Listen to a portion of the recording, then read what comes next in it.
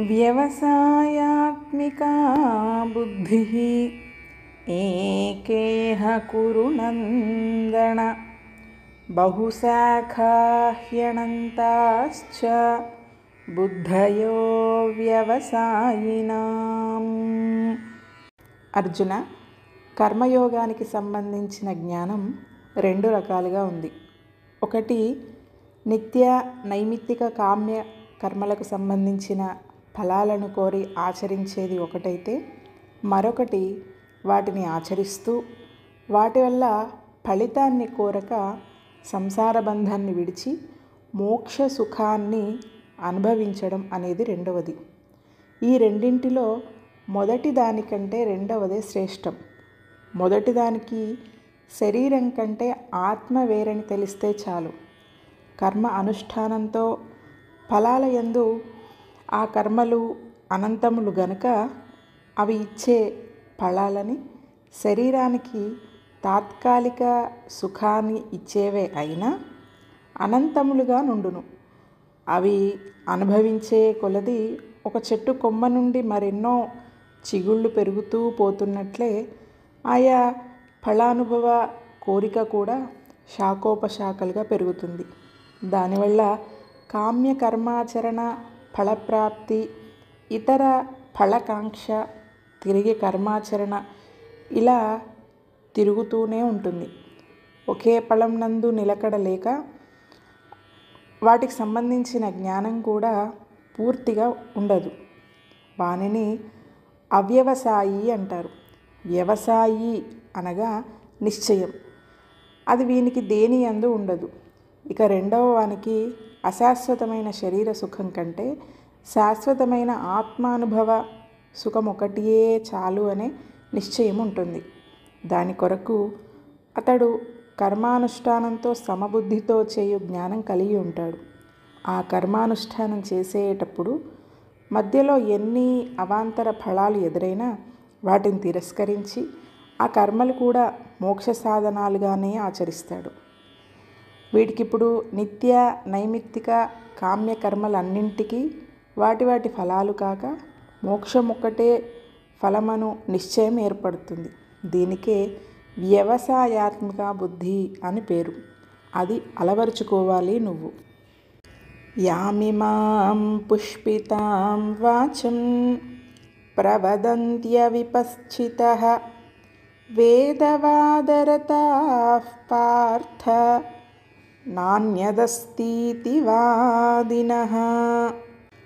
కామాత్మానః స్వర్గపరాః జన్మకర్మఫలప్రదాం క్రియావిశేషబహుళాం భోగైశ్వర్యగతిం ప్రతి.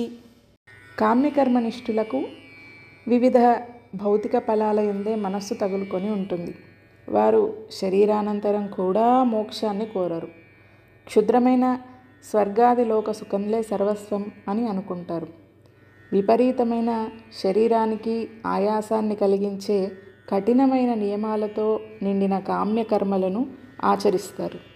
వాటి అనుభవానికై తిరిగి జన్మ, తిరిగి కర్మ, దాన్ని అనుభవించుటకై మళ్ళీ తిరిగి జన్మ, ఇలా సంసార చక్రం నందే గిరగిరా తిరుగుతారు. వారెప్పుడూ శరీర సుఖాలనే కోరుచు వాటి వల్ల అందే సంపదలను ఆర్జించుటయందే తమ బుద్ధిని లగ్నం చేసుకొని ఉంటారు. భోగైశ్వర్య ప్రసక్తానాం తయాపహృత చేతసాం వ్యవసాయాత్మికా బుద్ధిః సమాధో న విధీయతే. వేదముల యందు శాశ్వతమైన సుఖం నందు మార్గాలను తెలుపు వాక్యాలతో పాటు క్షుద్ర ఫలములను అనుభవించాలి అనే కోరిక కలవారికి ఆయా ఫలాలను ప్రశంసిస్తూ వేదం మార్గాలను కూడా చూపించింది. నిత్యానందం కోరేవారికి వాటి వైపు పోనవసరం లేదు. కానీ కామ్యకర్మనిష్ఠులు వేదం తెలిపిన ఆ వాక్యాలనే ఎత్తి చూపి వాదిస్తారు.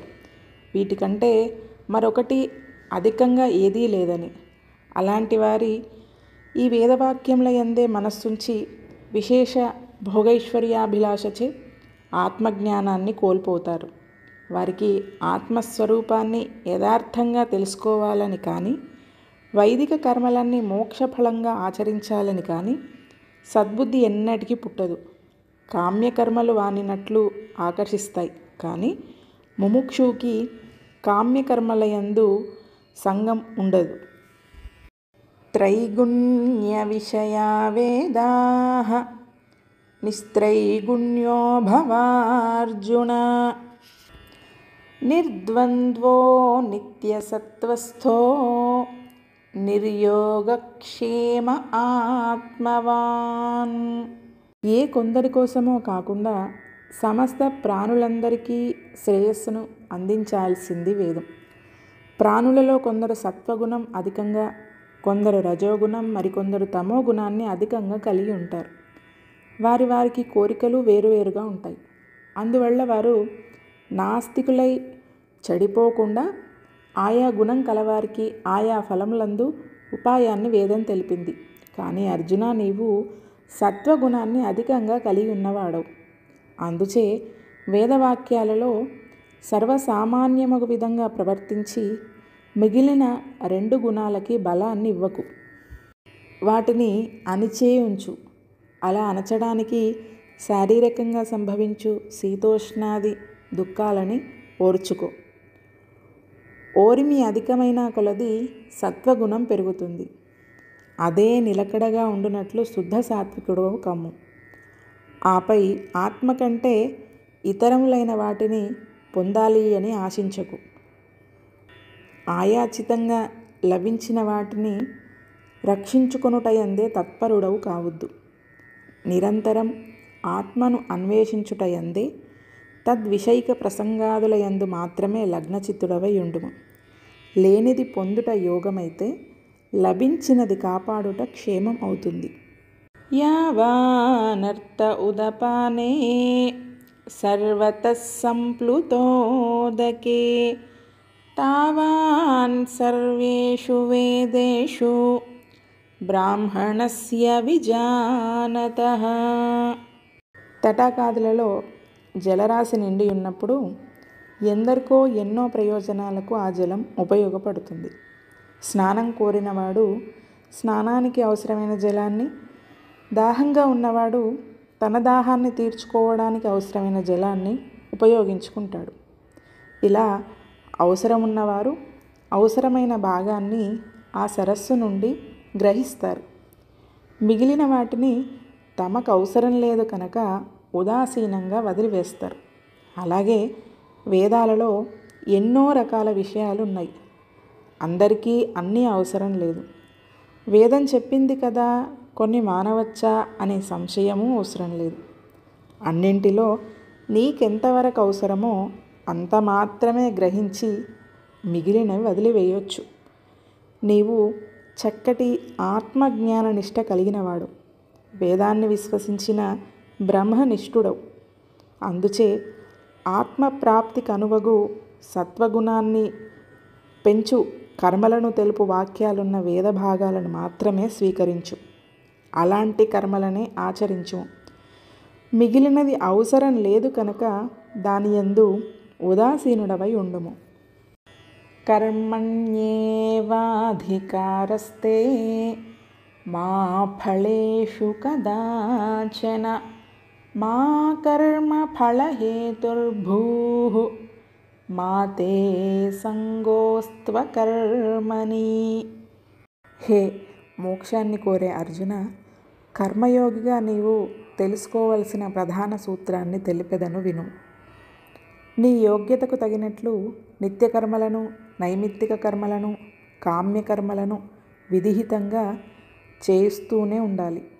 నీవు సత్వగుణ వృద్ధిని కోరుకునేవాడవు కాబట్టి ఆయా కర్మలను ఆచరిస్తున్నప్పుడు వాటి ఫలముగా తెలుపబడిన వాటిని వేటిని నీవు ఆశించకు. ఆచరించిన కర్మకు ఫలమాశించిన మానిన ఫలం అనుభవించక తప్పదు కదా అని అంటావేమో. అవసరం లేదు.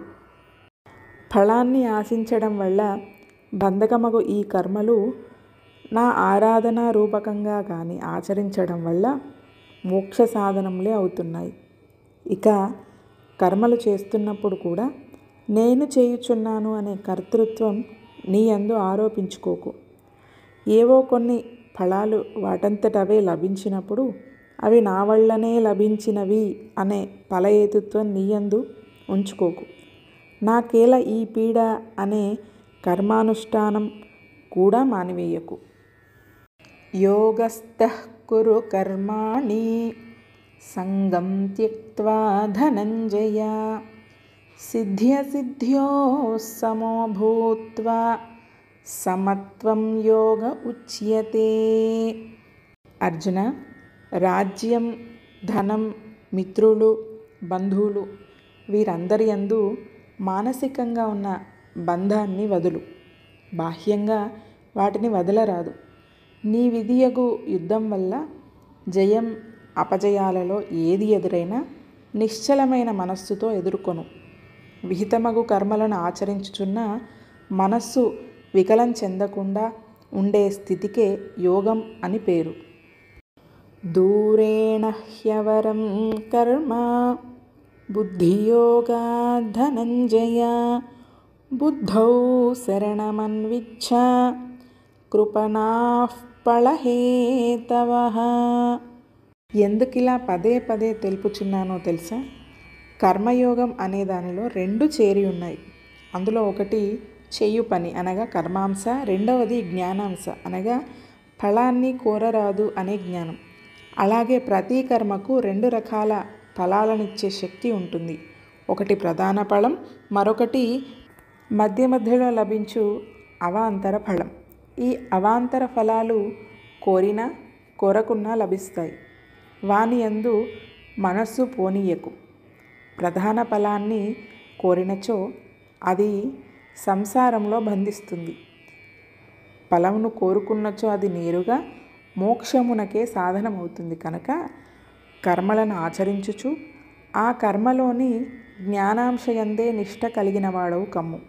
అనగా సమత్వ బుద్ధి అందే నీవు నిలకడగా కలిగి ఉండుము. చేయు కర్మలు ఫలములను కోరి సంసారమున బంధింపబడువారు అవివేకులవుతారు. బుద్ధియుక్తో జహాతిహ ఉభే సుకృత దుష్కృతే తస్మాద్యోగాయ యుజ్యస్వ యోగః కర్మసు కౌశలం.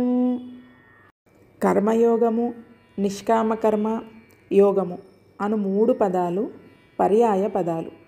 ఒకే అర్థాన్ని తెలుపుతాయి.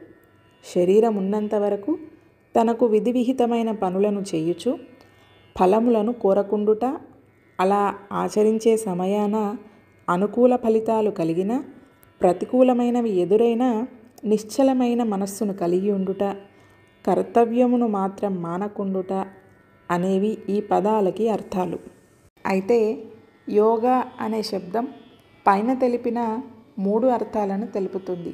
అది భక్తి యోగము, జ్ఞానయోగమో, అష్టాంగ యోగమో అనే భ్రమ కలగకుండా కర్మయోగమని అంటారు. కేవలం యోగం అనే శబ్దానికి శ్రీకృష్ణుని అభిప్రాయం ప్రకారం కర్మయోగమనే సిద్ధాంతాన్ని పైన శ్లోకంలో తెలుపుతున్నారు. సమత్వ బుద్ధితో కర్మలు చెయ్యవాడు పాపపుణ్యాలను రెండింటినీ త్యజించి కర్మాచరణ చెయ్యాలి. అర్జున, నీవు అలానే నీకు విహితమైన యుద్ధమనేది యోగాన్ని అవలంబించు. ఇలాంటి నిశ్చయమైన మనస్సు కలిగి ఉండుట, యోగులడుట సామాన్యులకు దుర్లభం. ఎంతో బుద్ధి నైపుణ్యం కలిగిన వారు మాత్రమే వారు పాటించవలసిన విధి సిద్ధములైన నియమముల ద్వారా లభిస్తారు.